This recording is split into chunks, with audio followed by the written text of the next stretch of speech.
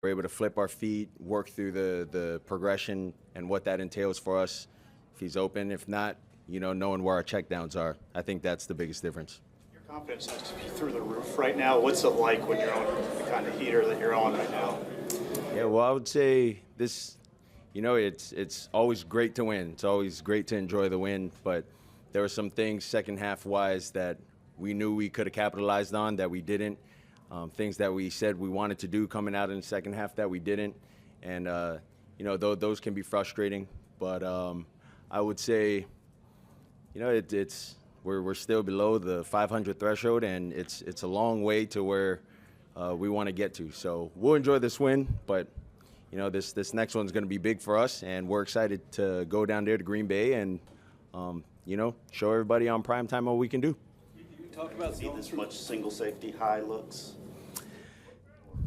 Honestly, going into the game, having my mind with what they put on film this year, what they do, and then you go back and look at the rest of the years where they were successful in stopping some of our in routes and whatnot.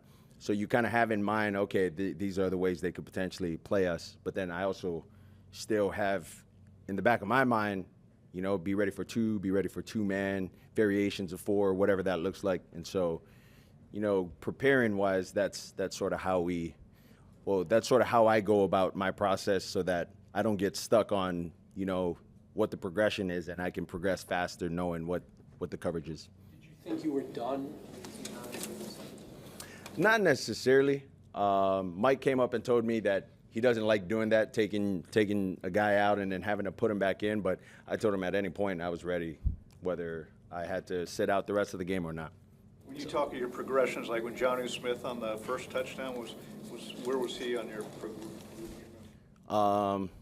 He was probably 4. Yeah, if you're counting the numbers on the progression.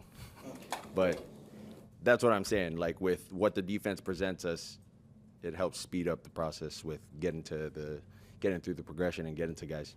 You said a few weeks ago that you see what happens one by one, see if you guys can get on the streak. Do you feel this is 3 in a row now that you're in that mode, what you want it to be, get that streak, get that feel going? It feels good to win anyway. But yes, getting into a rhythm of stacking wins up in the win column, I definitely think that's a big morale booster for the guys in the locker room. And this is something that, they can take into this upcoming week. And, guys are feeling good. Everything feels better when you win. This will probably be remembered as the Joe and Waddle game, bust-out game for him. Had you had to counsel him during the last month and a half or so when he hasn't been getting the ball as much as he has in the past? No, I didn't have to do any of that with J-Dub. Yeah.